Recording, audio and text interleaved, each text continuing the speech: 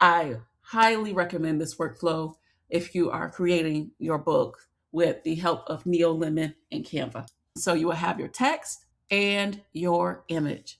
Okay, there we go. And it has that vibe, that comic vibe. Go to edit action. And then it has the trees with the faces. Same background and the magical creature in the forest. I like that, the magical glow. We just had created that Luna discovering her magical map. And then I'm going to add the images that we created. You just select the thread that you're working on, and the images will pop up. You have grid and then storyboard. This is where you can add some notes of maybe you have your script, your story. If you're in the process of writing a book, this is a great tool to utilize so it can keep you on track. One of my most common questions I get is, can I add text directly to my illustrations inside of Neolemon? Short answer is not yet. But let me show you the exact workflow I use to turn these illustrations into a real children's book step by step. So this actually isn't unusual at all in children's publishing. Most illustrators and authors, they don't add text during the illustration process. The images and the text are usually handled separately just because it gives you more control over later on. You got the font size that you got to play around with, the spacing to make sure you're in those margins, readability for the kids. Sometimes AI does this weird wonky stuff with the fonts and I don't know, it's off. So today I'm going to show you how, one, we're going to use our projects tab. There's a new feature within Neolemon, and that's the projects folder. And this helps to keep your images and stories organized for your scenes. This also, you're allowed to, within the projects folder, keep notes for your stories. And then you can take those images, take those notes, and then of course go on over to Canva. All right, so let's start with first creating our folder in the projects folder. So I'm just going to click on that. I'm in the Neolemon dashboard, but I'm going to go to the side here and click on projects. I'm going to select new project and just paste in my title of the book or whatever you want to call it. Create project. And then you have the option to add the images. If you already created the images, you would just click on add image and it'll scroll through the images that you've already created. However, we have not done that yet. So I just wanted to create the folder first. So I'm going back to the home page, and now I'm going to hit create new cartoon. And we're going to start with the character turbo. So create new concept. So I have my prompt over here, and I'm just going to copy and paste that. And again, we are not doing any text on the image. Even if you do create or can create an image with text on it, which most of the time is not really a problem, you don't want to do that, just like I said before, because you want to make sure that everything's within the margins when you go into Canva to create your book. You want to play with the different fonts and things like that. So let's paste my prompt in. Okay, and I'm just going to take out some of these unnecessary words that don't need to be there. All right.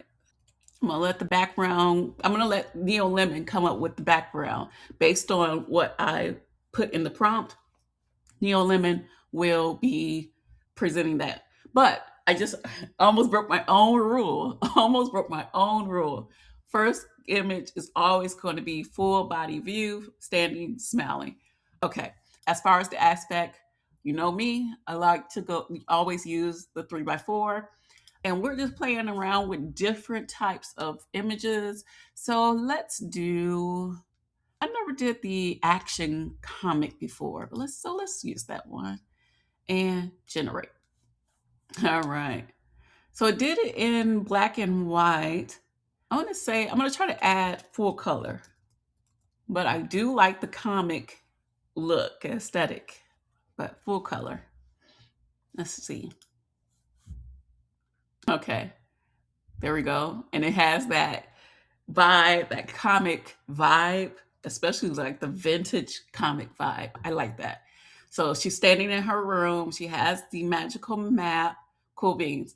So then I'm going to go to edit action, and then I'm going to copy in the other prompt. So we're going to be making about 4 images.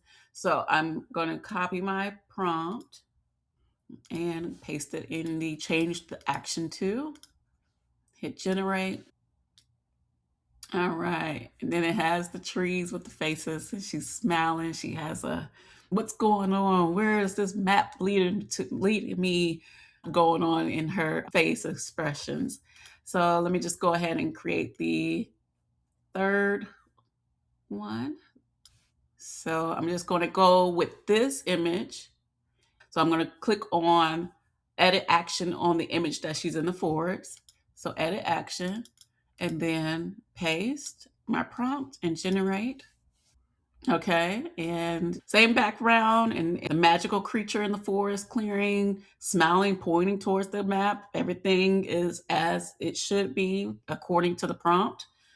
Okay, and then we got our last prompt, and we can, I'm just gonna keep it on the same image as before and see what it comes up with, and hit generate. Just put my prompt in. All right. So I like that. The magical glow, the glowing map transform into a warm light around her, peaceful sky, all that. Okay. So what we're going to do now is we are going back to the home page. So I'm clicking on the Neolemon, what is it called? Drawing a blank right now. The Neolemon brand.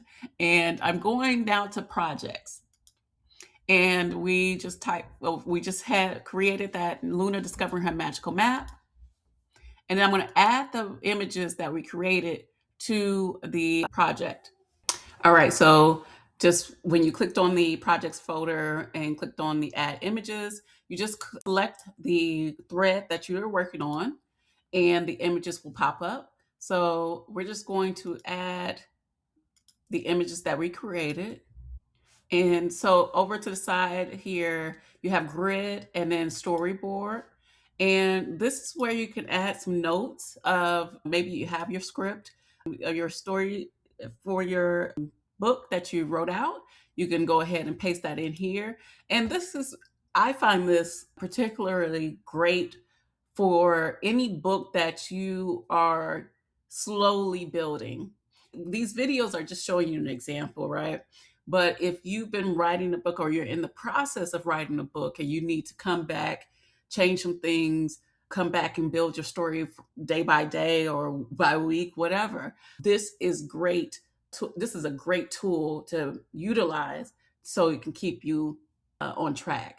Just like I said, in the scripts or the storyboard, you can go ahead and just paste in your words, your text. And again, this is just going to help you keep track. Now, this is not going to add the text to the image or anything like that, but this is just something for you that helps you keep on track. Now, what we're going to do is we're going to go ahead, and we already downloaded our images. We're going to go, of course, to Canva. All right, so we are, of course, in Canva.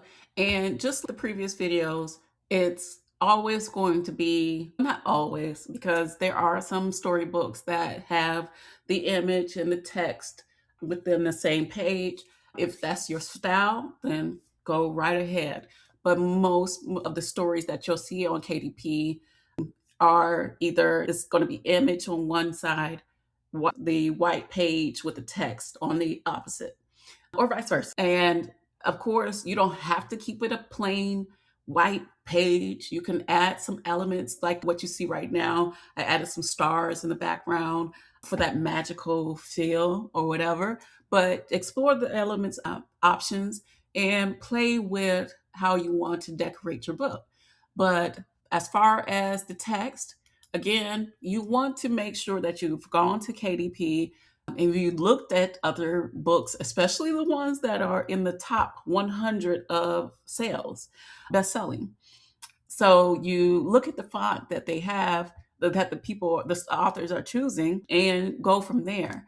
You want to make sure that the font is not all too busy and that it's readable for the children and the parents.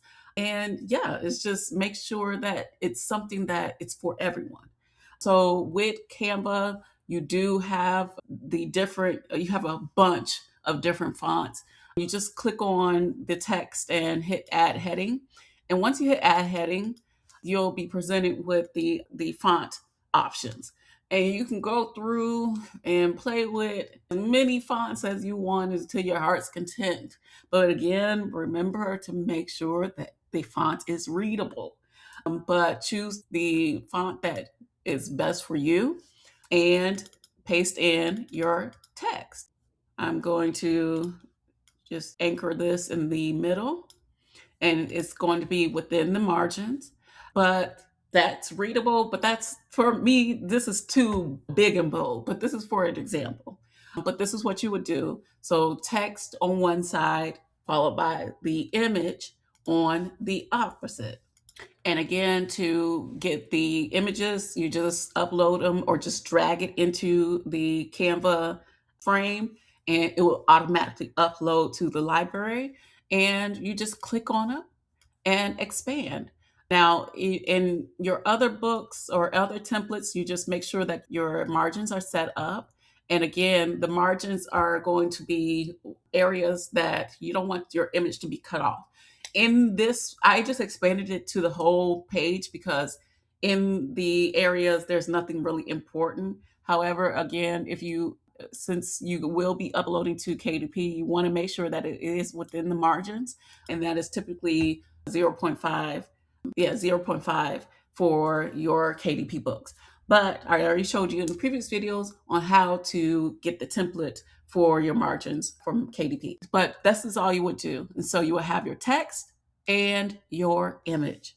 This is really important to stick to this guideline, simply because if later on down the road you want to maybe change the font size, you want to change the wording, you want to translate the book, this will be way easier than trying to go back in and regenerate the images over and over again, trying to get the new text or new words or whatever.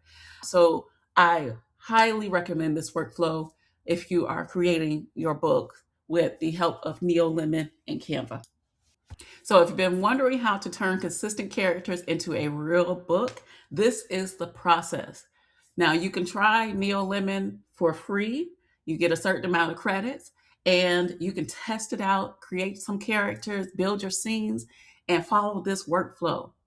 I'll see you on the next one. Bye.